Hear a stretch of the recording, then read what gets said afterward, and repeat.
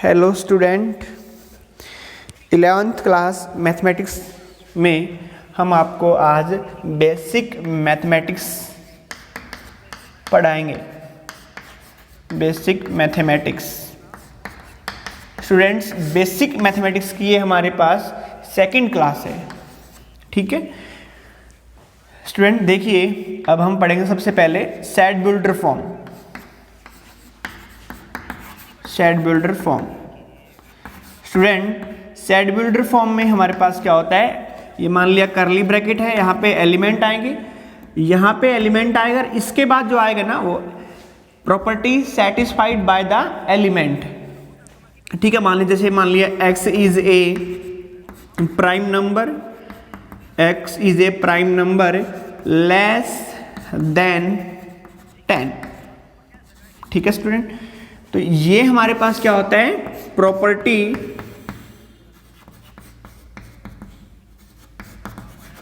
Satisfied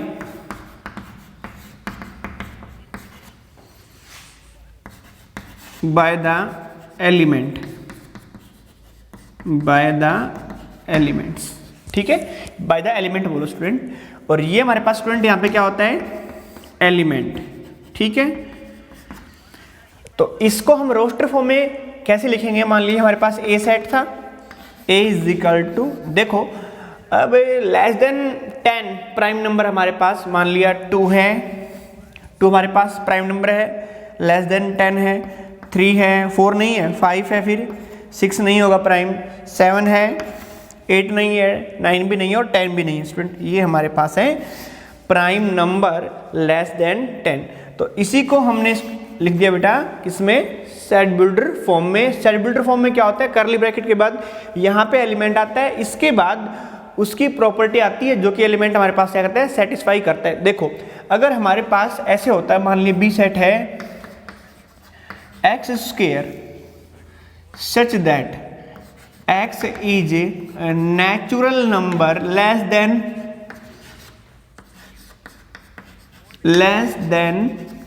5, less than 5, तो हम क्या करते हैं, बी सेट के अंदर को, ये तो बेटा हमारे पास क्या है, एलिमेंट, और ये क्या है, उसके द्वारा प्रॉपर्टी जो सेटिस्फाई की जा रही है, x is a natural number less than 5। तो एलिमेंट कैसे लिखेंगे, अब की बार एक्स हमारे पास यहाँ पे 1 आएगा, क्योंकि 1 क्या है, नेचुरल नंबर है, और लेस देन क्या है, 5 है, तो यहाँ पे स्टूडेंट 1 लिखेंगे। ठीक है, और 1 का स्क्वायर करके लिखेंगे। 2 मान लिया स्टूडेंट, 2 भी हमारे पास क्या है, नेचुरल नंबर है, लेस देन 5 है, बट स्टूडेंट यहाँ पे हम 2 नहीं लिखेंगे, क्योंकि एलिमेंट किस तरह का होना चाहिए, एक्स स्क्वायर। हाँ, x की वैल्यू हमारे पास 2 है, तो एक्स स्क्वायर की वैल्यू हमारे पास कितनी आएगी, 4। यहाँ से एलिमेंट 3 भी आएगा, 3 भी हमारे पास एक नेचुरल नंबर है, 5 से छोटा, उसका स्क्वायर हमारे पास कितना होगा, 9। 4 भी है, उसका स्क्वायर कितना होगा, 16। ऐसे है। अगर स्टूडेंट हमारे पास यहाँ पे एक्स स्क्वायर नहीं होता, तो हमारे पास बी में एलिमेंट कौन कौन से आते हैं बेटा, वो हमारे पास आते हैं बी में, इसको रोस्टर फॉर्म में लिखेंगे ना, तो 1 2 3 4 आता है बेटा। ठीक है, तो सेट बिल्डर फॉर्म में आप शायद समझ गए होंगे, यहाँ पे एलिमेंट आता है, उसके बाद में उसकी प्रॉपर्टी लिखी जाती है। मैं एक एग्जाम्पल आपको और बता देता हूँ, आपको अच्छे से क्लियर हो जाएगा। ठीक है,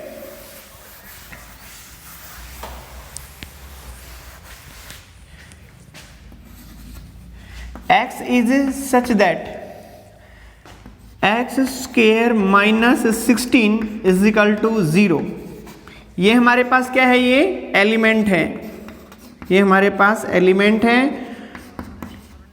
और ये हमारे पास क्या है, प्रॉपर्टी, उसका property satisfy by the element. ठीक है, property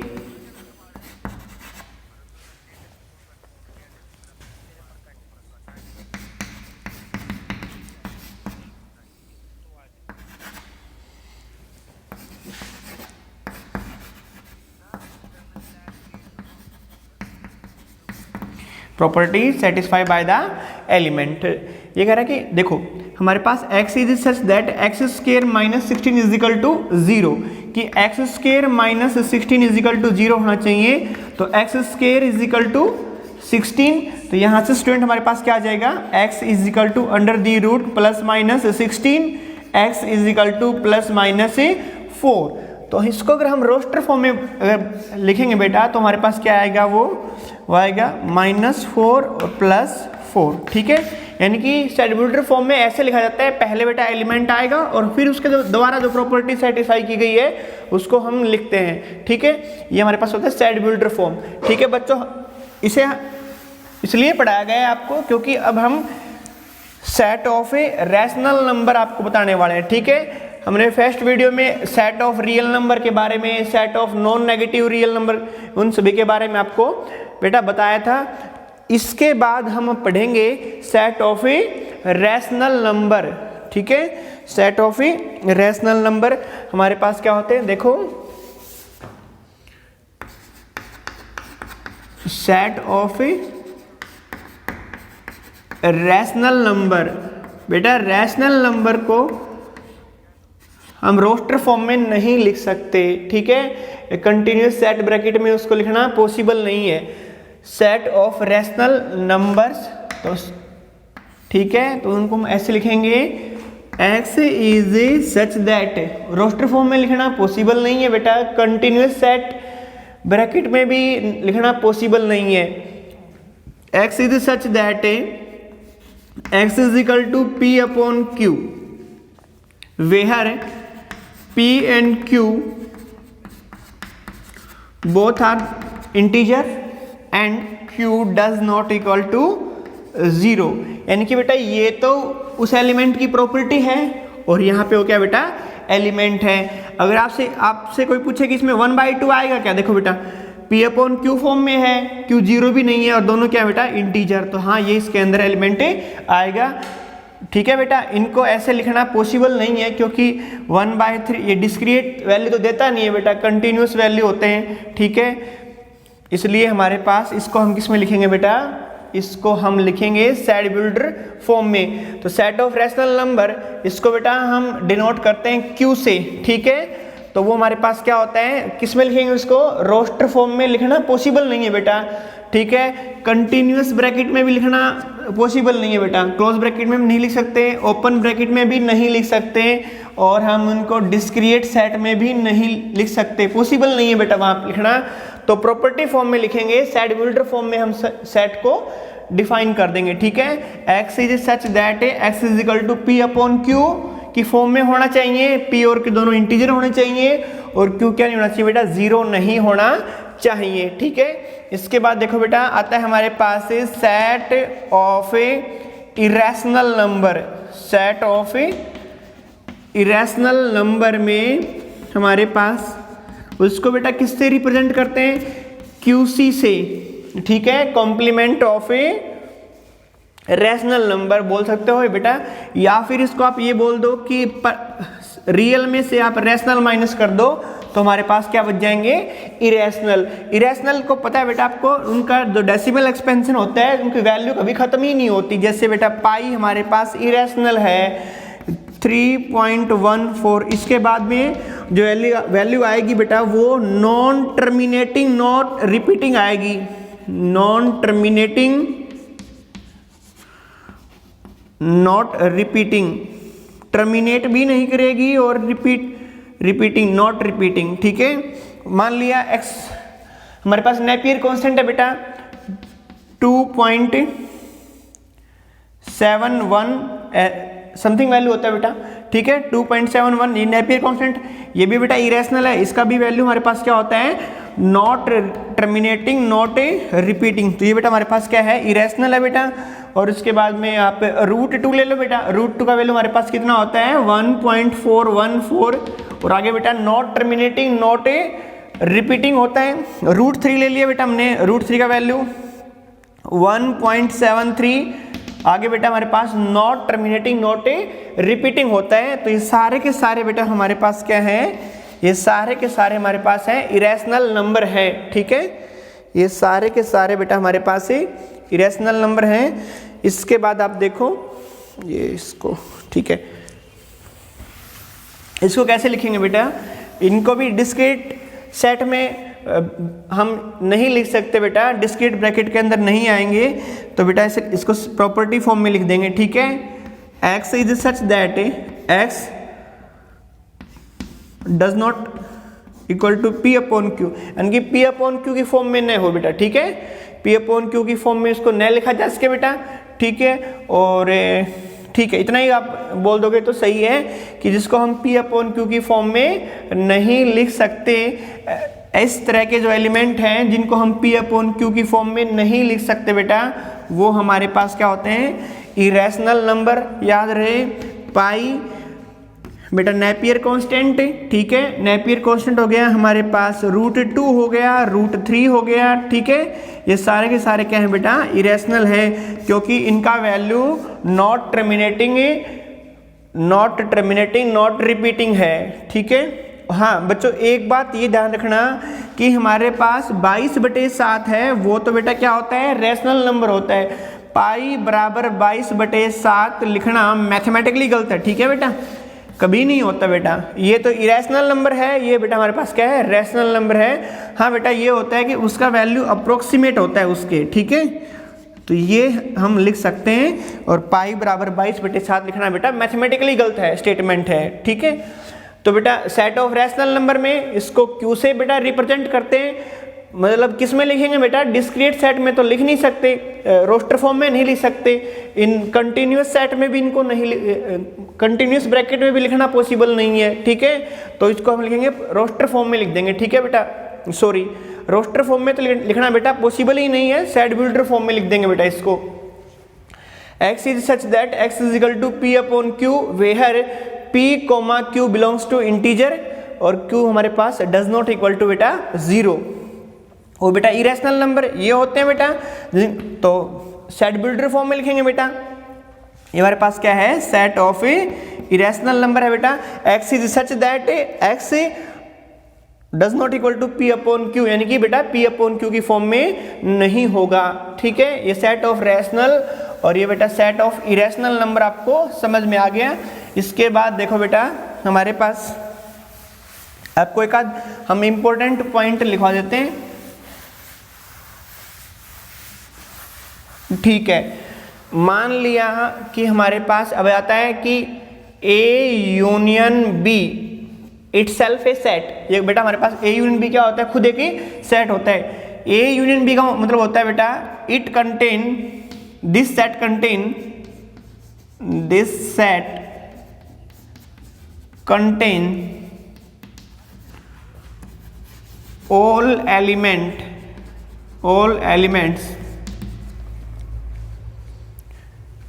which present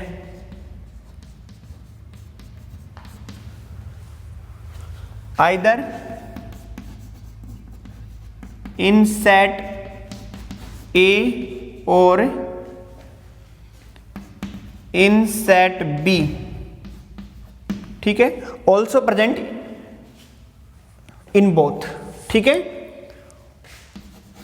also present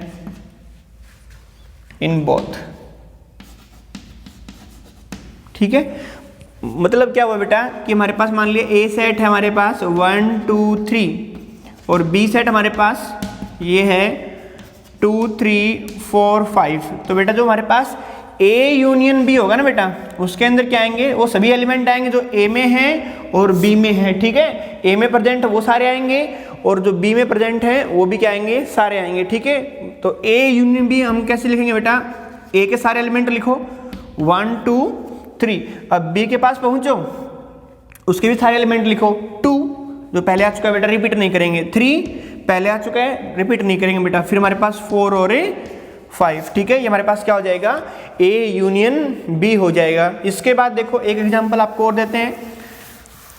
मान लिया ये हमारे पास ए सेट है, इसमें एलिमेंट है हमारे पास से ए बी सी और डी, ठीक है।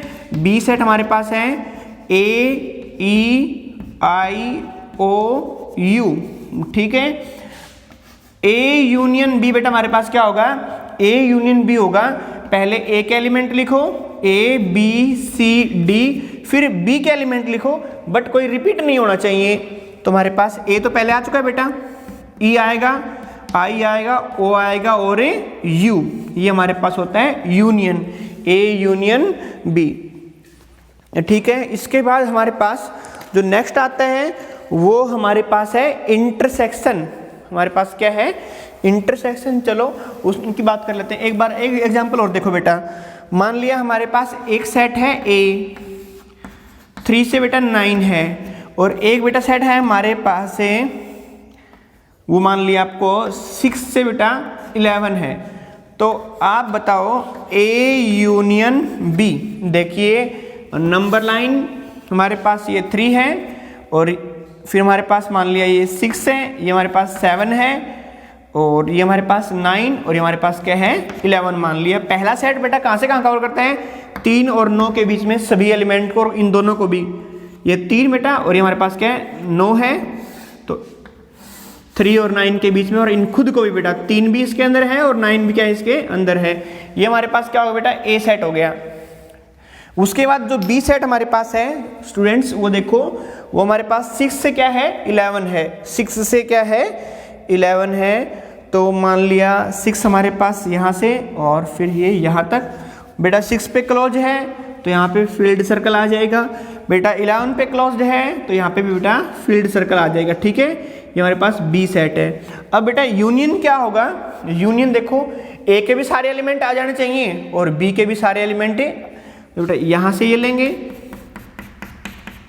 उसके बाद एक एलिमेंट बेटा सारे यहाँ पे आ गए, और ये तो रिपीट करेंगे, तो इससे आगे वाला ये ले लेंगे बेटा। ठीक है, बी के बाद ये एलिमेंट ले लेंगे, तो हमारे पास 3 से क्या आ जाएगा 11, 3 से हमारे पास क्या आ जाएगा 11। देखो बेटा पहले ए सेट के सारे एलिमेंट लिए, अब बी के वो लेंगे जो ए में नहीं आए, बी के भी सारे एलिमेंट लेंगे बेटा।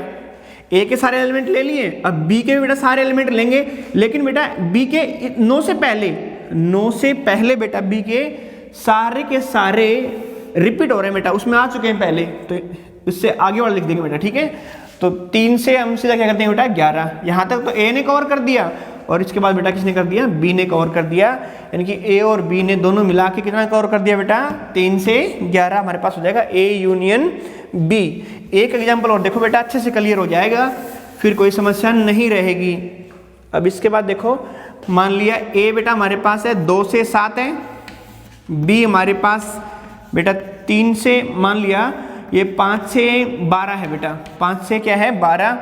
तो नंबर लाइन देखो 2, 5, 7 और 12, ये हमारे पास नंबर लाइन है। पहला सेट 2 से 7 है बेटा, और दोनों पे क्लोज है, तो 2 से लेकर 7 के बीच में सारे नंबर इसके अंदर होंगे, और ये दोनों खुद भी होंगे। ये हमारे पास ए सेट हो गया।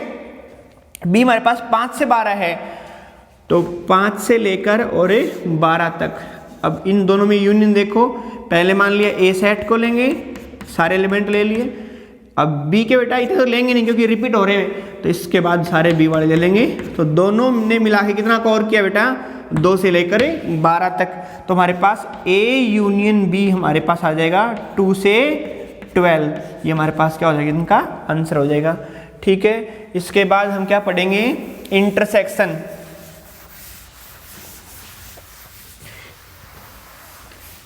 हमारे पास आता है इंटरसेक्शन।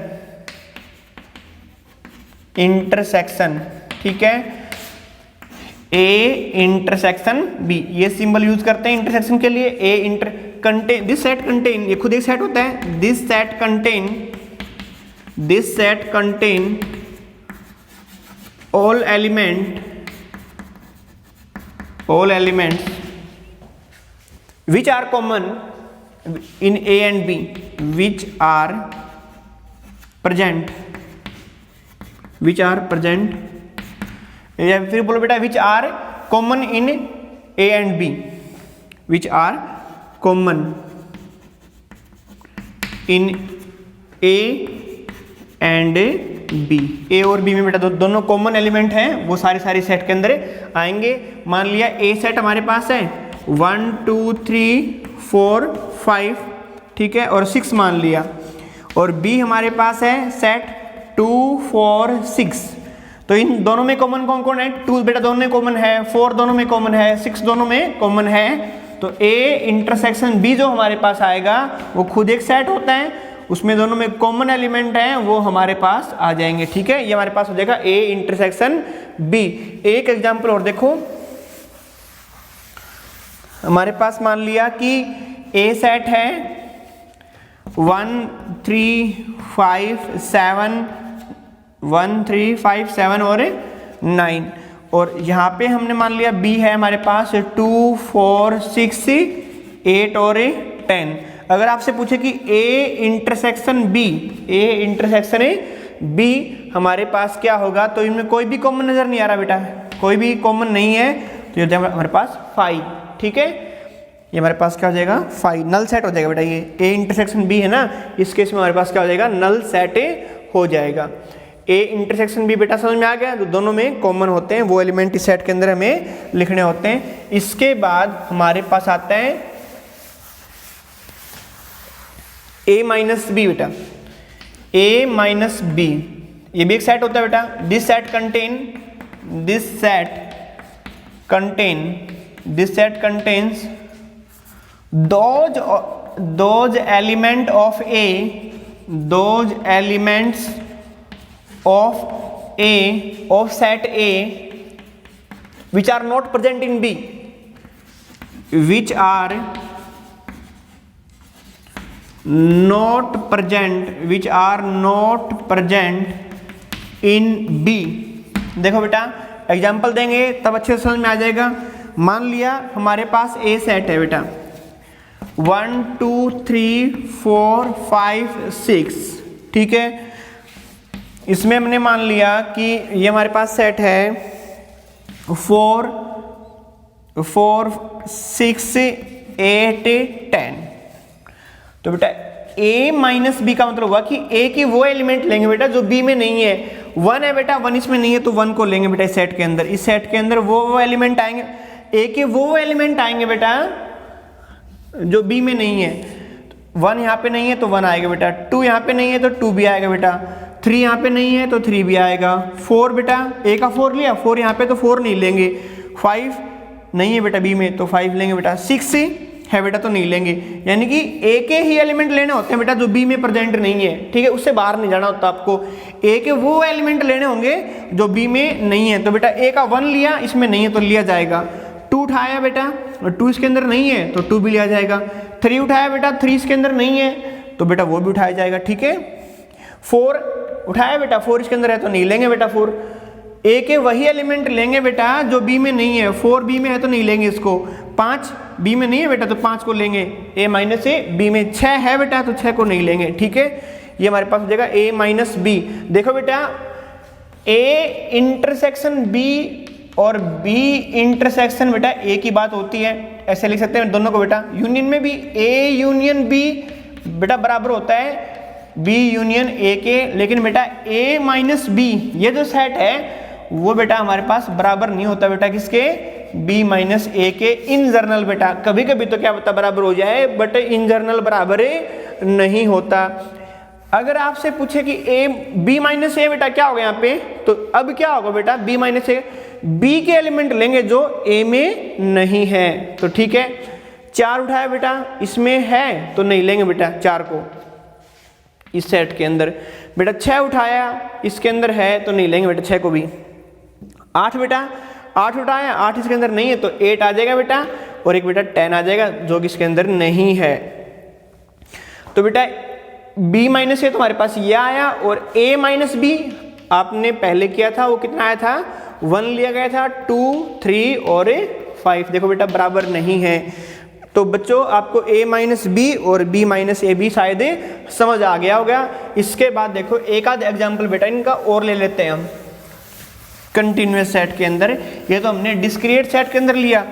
अब तुम देखो बेटा, मान लिया कि हमारे पास a सेट है वो आइडेंटिकल है, मान लिया 3 से 5 है बेटा, 3 से 5 है, और जो b सेट है ना वो हमारे पास है 2 से 7 है। तो नंबर लाइन बढ़ाओ बेटा, तो कंटिन्यूअस सेट ब्रैकेट है, ये 2 और ये हमारे पास 3 और ये 5 और ये 7। पहला सेट a है बेटा 3 से 5 है, और खुद भी मान लिया यहाँ पे बेटा इसमें हम ओपन कर देते हैं, ठीक है। तो ये क्या है, 3 पे बेटा फील्ड सर्कल नहीं आएगा, 3 से 5 बेटा फील्ड सर्कल आएगा क्योंकि 5 पे क्या है, क्लोज है। बेटा ये हमारे पास ए सेट हो गया और बी सेट हमारे पास क्या है 2 से 7 और 2 खुद ही भी क्लोज ब्रैकेट के पास में, 7 में भी क्या है बेटा क्लोज ब्रैकेट है, तो दोनों के बीच में सारे एलिमेंट आएंगे, दोनों खुद भी आएंगे बेटा। अब ये हमारे पास बी सेट हो गया बेटा। दोनों में कॉमन कितना है, दोनों में कॉमन कितना है बेटा 3, इसमें नहीं है, इसमें तो 3 है, 3 कॉमन नहीं होगा, ठीक है।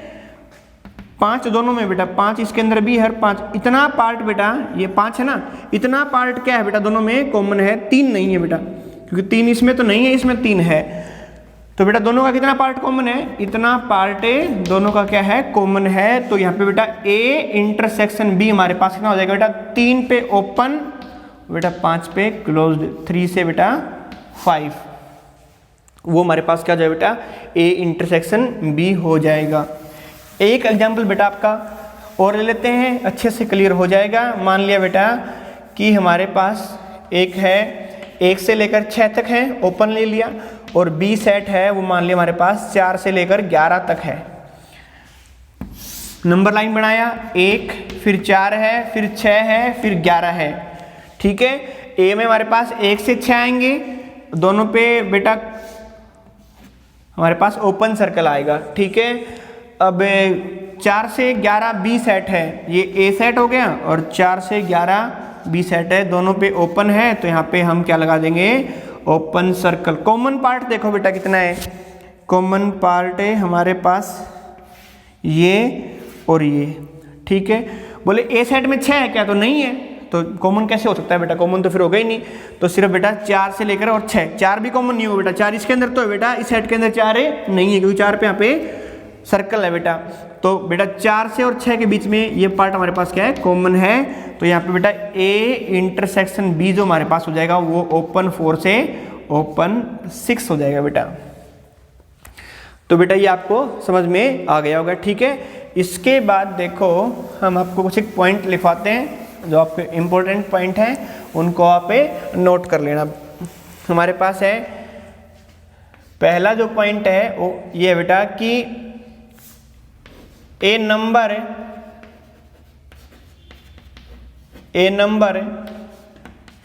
Just greater than, a number just greater than a given number, A given number से अल्फा डज नॉट एग्जिस्ट,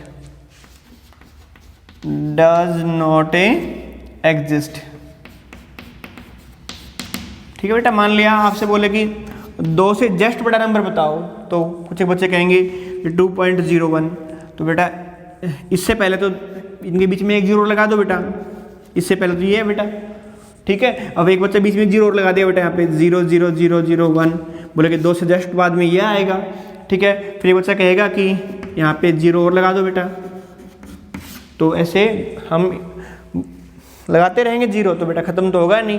तो बेटा क्या होता है कि number just greater than a number, या फिर बेटा a number just less than a given number is not a exist. आपसे बोले कि 3 से जस्ट छोटा नंबर बताओ बेटा, तो हम नहीं बता सकते। 3 से जस्ट बड़ा नंबर बताओ बेटा, तो हम नहीं बता सकते, ठीक है बेटा। नंबर नहीं बता सकते, इंटीजर बता सकते हैं बेटा। बोले कि 5 से जस्ट छोटा इंटीजर बेटा, तो इंटीजर तो बेटा 4 है, और 5 से जस्ट बड़ा इंटीजर बेटा तो हमारे पास क्या बेटा 6 है। इंटीजर बता सकते हैं बेटा, नंबर नहीं बता सकते। तो a number just greater than a given number does not exist. आपको बोले कि 17 से जस्ट बड़ा नंबर बताओ, जस्ट बड़ा नंबर बेटा नहीं बता सकते, और बेटा जस्ट छोटा नंबर बताओ, तो वो भी हम नहीं बता सकते। तो सेकंड में हम क्या है, ए number just less than a given number, A given number मान लिया हमने बेटा, मान लिया या कुछ भी मान लो, डज नॉट एग्जिस्ट बेटा, ये भी एग्जिस्ट नहीं करता, डज नॉट एग्जिस्ट। या पे ए मान लो, आप अच्छे से याद रहेगा, ए मान लिया, या पे हमने मान लिया बी मान लिया, कोई नंबर मान लिया ए दे दिया, फिर दे दिया बी, तो ए से जस्ट बड़ा नंबर भी नहीं होता बेटा, या फिर चाहिए दोनों जगह पे ए ले लो बेटा, ए से जस्ट छोटा नंबर भी एग्जिस्ट नहीं करता है। दोनों पॉइंट बेटा क्लियर हो गए। इसके बाद आता है बेटा कि between any two number, between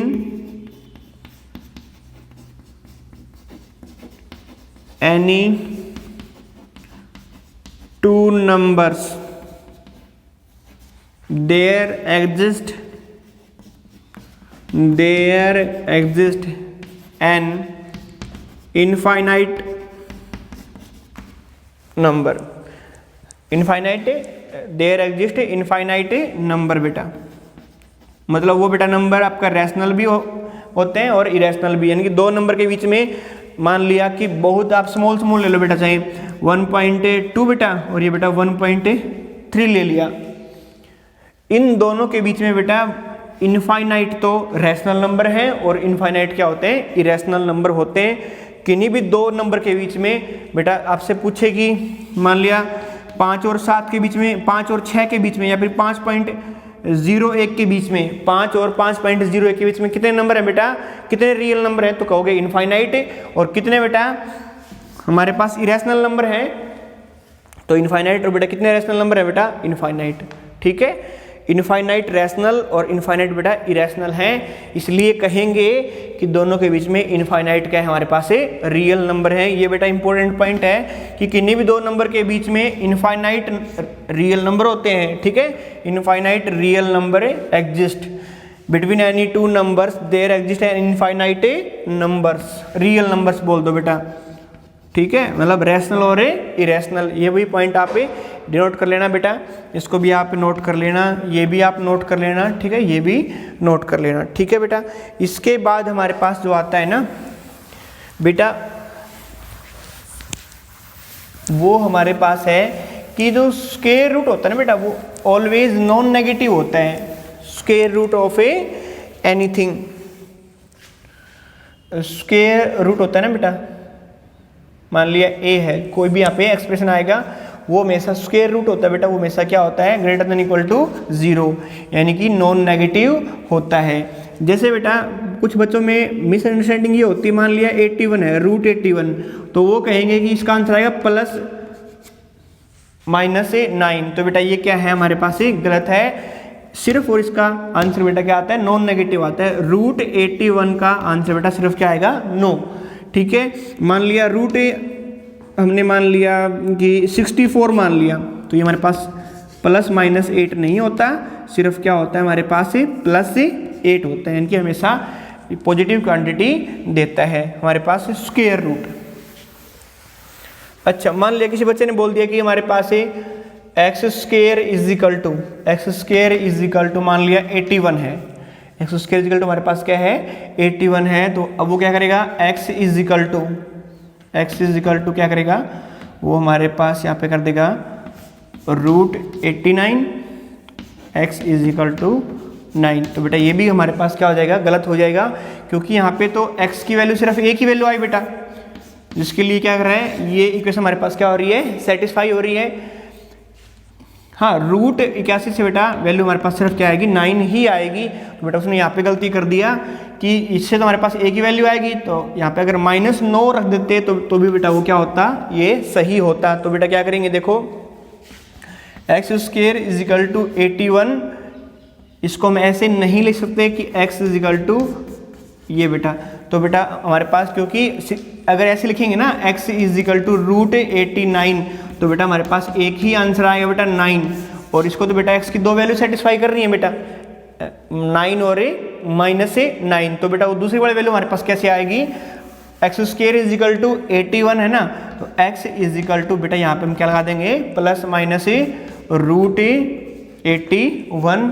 इसका सॉल्यूशन जानने के लिए बेटा तो x is equal to plus minus ये वैल्यू में से क्या देगा बेटा 9 देगा, तो इसलिए हमारे पास क्या है प्लस माइनस 9 आता है। ठीक है, अगर आपसे कोई पूछे कि x square is equal to 25, तो बेटा आप क्या करोगे, x is equal to plus minus root 25 करोगे बेटा, क्योंकि इस इक्वेशन को जो एग्जिस्ट करेंगी, तो एक हमारे पास प्लस की वैल्यू आएगी और एक हमारे पास क्या आएगी, माइनस की वैल्यू, जो इस एक्सप्रेशन क्या करेंगे बेटा, सेटिस्फाई करेंगी।